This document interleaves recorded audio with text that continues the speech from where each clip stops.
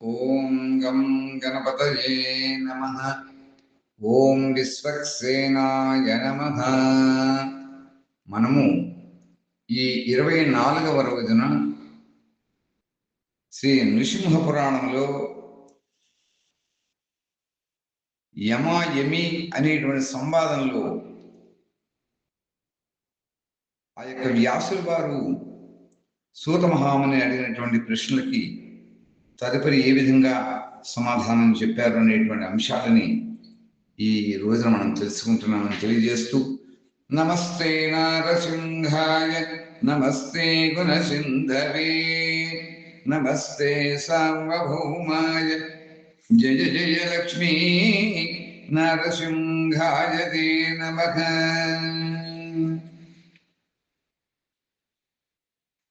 పలు రోగంబులకు నీ పాదతీర్థమే కాని వలపు మందులు నాకు వలదు, చలిమి చేయుడు నీకు సేవ చేసదగాని నీ దాసకోటిలో నిలుపబయ్యా.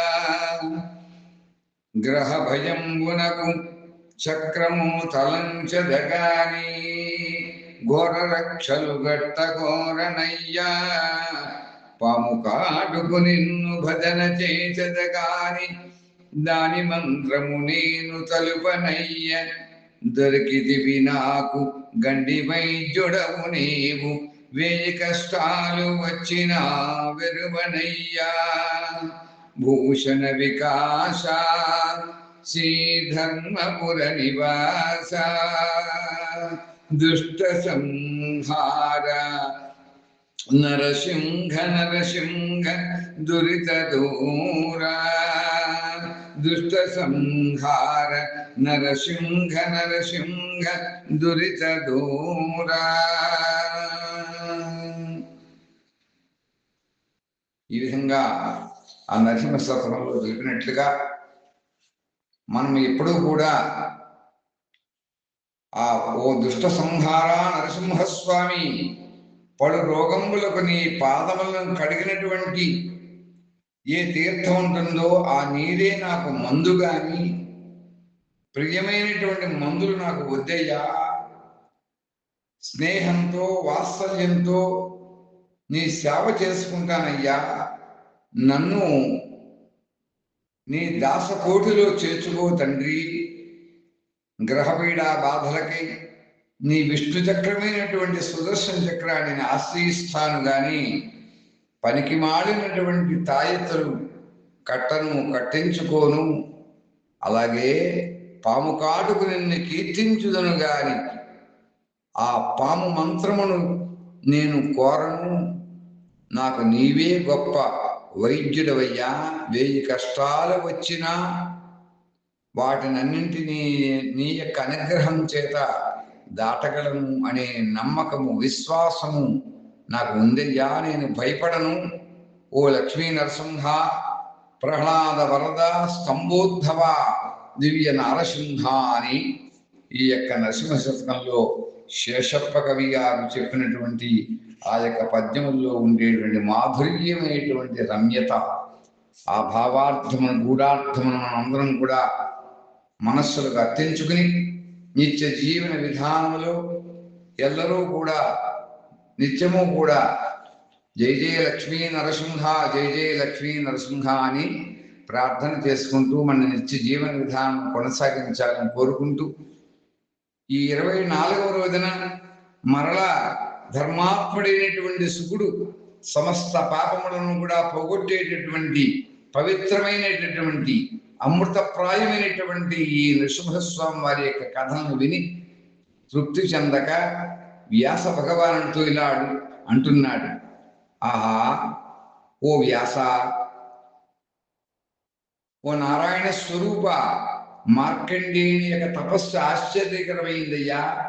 అందువల్లే అతడికి శ్రీ మహావిష్ణువు ప్రత్యక్షమయ్యాడు, మృత్యువును కూడా జయించాడు.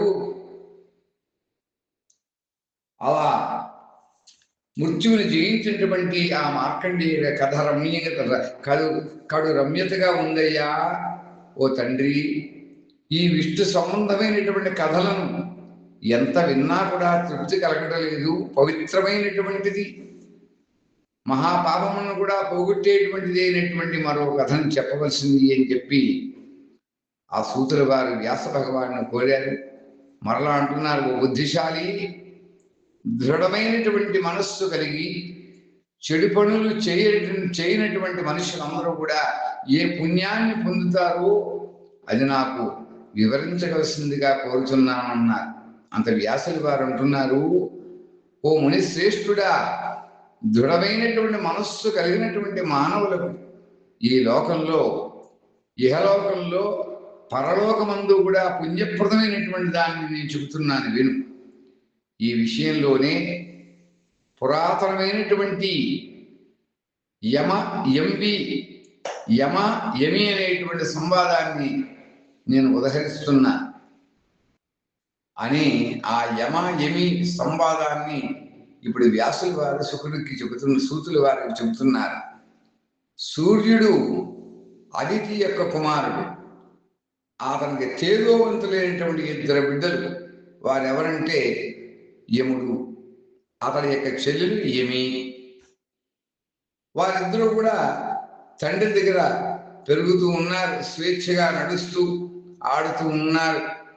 అలా యమి తన సోదరుడైనటువంటి యమధర్మరాజు దగ్గరకు వచ్చి ఇలా అడిగింది.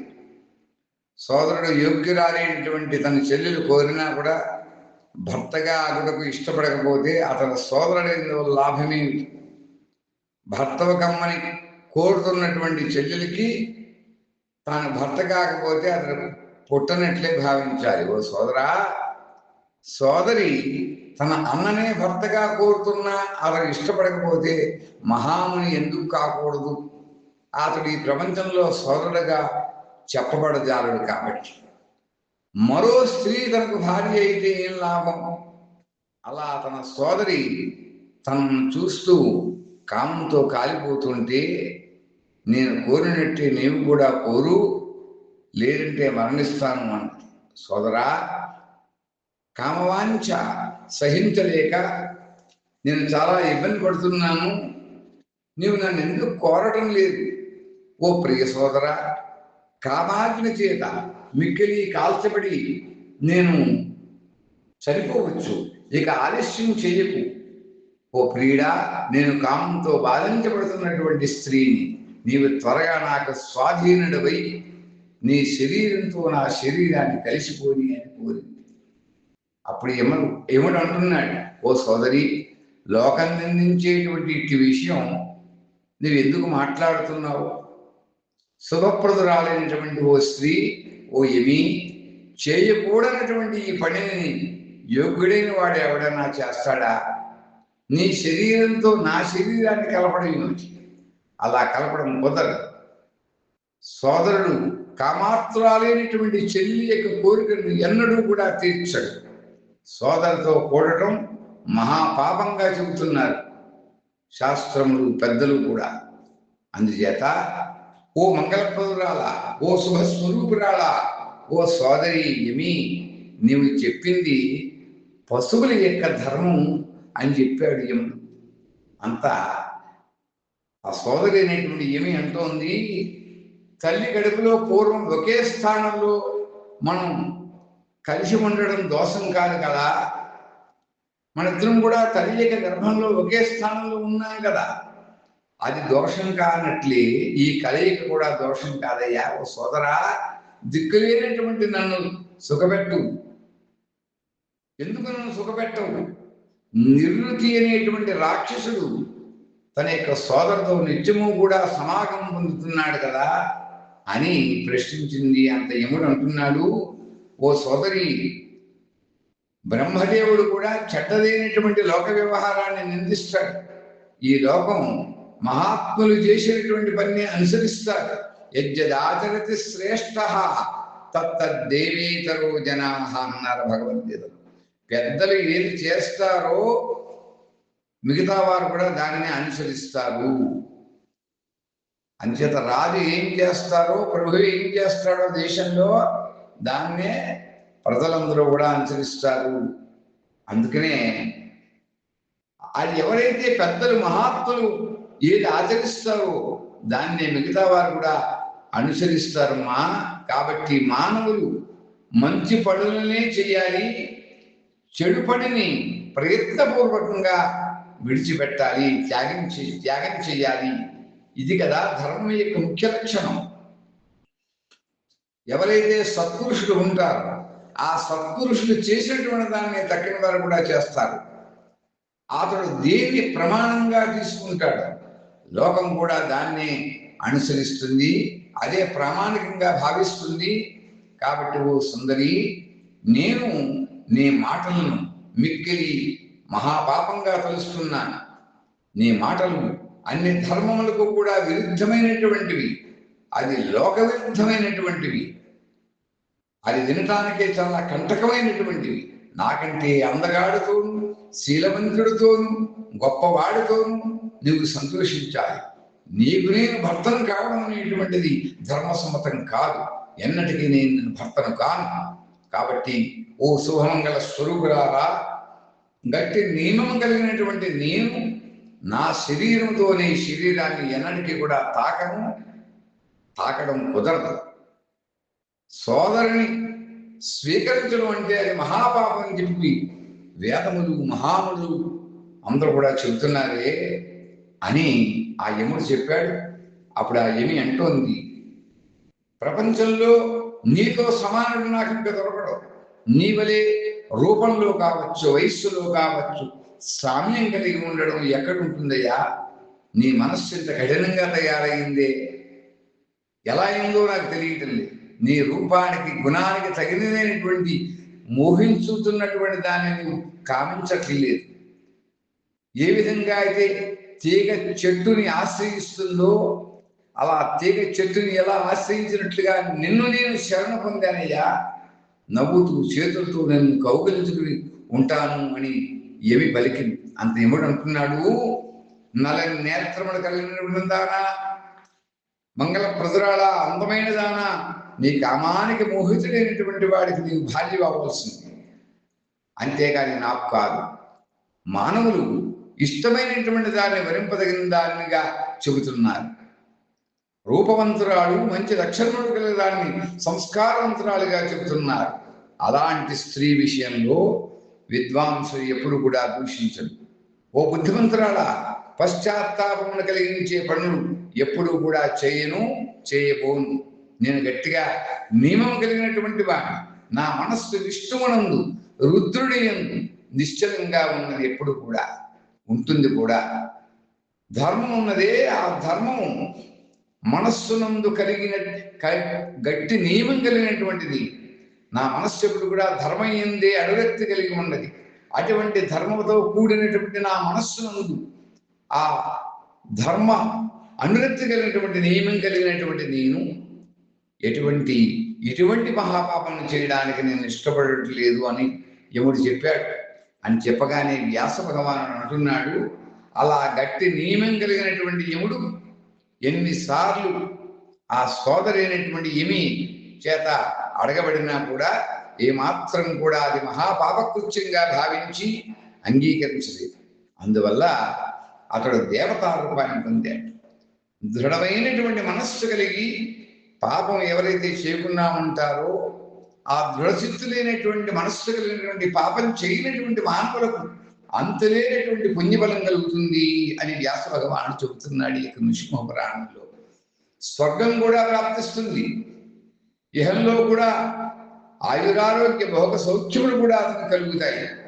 పూర్వము జరిగినటువంటి సమస్త పాపములను కూడా పోగొట్టినటువంటి ఈ యమి సంపాదమైనటువంటి యమి కథను ఎవరైతే అసూయ లేకుండా వింటారో ఆ విన్నవాడు అనంతమైనటువంటి పుణ్యాత్ముడు అవుతాడు.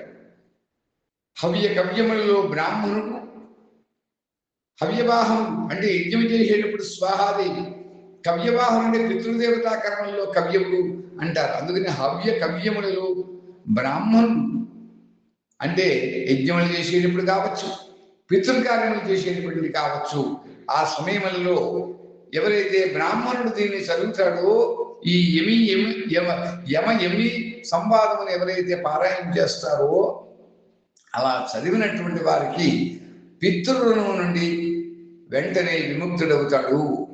పితృదేవతలు సంపూర్ణముగా సంతృప్తి పొందుతారు.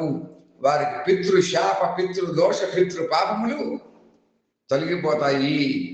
ధర్మం ముందు అనురక్తి కలిగి ధర్మమే నిష్ఠగా కలిగినటువంటి ఈ యమ సంవాదముల యొక్క గాథను ఎవరైతే పారాయణ చేస్తారో వారికి తక్షణమే పితృదేవతలు అనుగ్రహిస్తారు. వారే కాకుండా ఈ విన్నటువంటి వారు కూడా పూర్వ పితృదేవతలు కూడా తరిస్తారు. వారే కాకుండా ఈ పారాయణ చేసినటువంటి వారు కూడా ఎన్నడూ కూడా యమలోకములకు వెళ్ళరు. ఈ కథను ఎవరైతే నిత్యము పఠిస్తారో అలా నిత్యము పఠించినటువంటి వారు ఎటువంటి యమయాతన నుండి కూడా పొందకుండా విముక్తిని పొందుతారు. అంచేత ఓ కుమారా, సూత, వేల మంది పదార్థములతో నిశ్చయింపబడినటువంటి పురాతనమైనటువంటి పాపహరమైనటువంటి మంగళప్రదమైనటువంటి ధర్మపరమైనటువంటి ఈ కథను నీకు అదృష్టవశాత్తు నీకు చెప్పానయ్యా. నా నుండి ఇంకనూ కూడా ఏం తెలుసుకోవాలని అనుకుంటున్నావో నన్ను తప్పకుండా అడగవలసింది, నీకు అన్నీ కూడా వివరంగా చెప్తానని చెప్పి వ్యాసుల వారు సూతులకు తెలియజేసినట్లుగా ఈ యొక్క నిశింహపురాణంలో ఈ యమ సంవాదం ద్వారా మనం తెలుసుకుంటున్నామని తెలియజేస్తూ ఇటువంటి మహత్తరమైనటువంటి ఈ ఇతిహాసం ఉన్నటువంటి ఈ పురాణ గాథలను తెలుసుకుని మనమందరము కూడా కలియుగంలో ఉండేటువంటి మానవులందరూ కూడా ధర్మ ప్రవర్తనలమై న్యాయబద్ధులమై మనం నిత్య జీవన విధానములను ఆచరించుకుని మనం ఆ విధంగా ప్రవర్తించుకోవాలని తెలియజేస్తూ ఈ యొక్క కథ మహానీతివంతమైనటువంటి కథ, ఎంత ధర్మబద్ధమైనటువంటి కథ. అంచేత ఇది ఆ విన్నటువంటి వారికి, చదివినటువంటి వారికి కాదు, పూర్వ పితృదేవతను కూడా తరింపు చేయగలిగినటువంటిది, రాబోయే తరములకు కూడా ఉత్తమమైనటువంటి జన్మలను ప్రసాదించేటటువంటిది, అందరికీ కూడా బహుళ ప్రయోజనకారి అయినటువంటి ఈ యొక్క కథను విన్నవారందరూ కూడా ఆయురారోగ్య భోగభాగ్య సౌఖ్యములతో సదా విలసిల్లుదురుగాక అని తెలియజేస్తూ స్వస్తి ప్రదాబ్జ పరిపాలయంతాం న్యాయేన మార్గేణ మహిం మహీషాః గోబ్రాహ్మణేభ్యః శుభమస్తు నిత్యం లోకాః సమస్తాః సుఖినో భవంతు.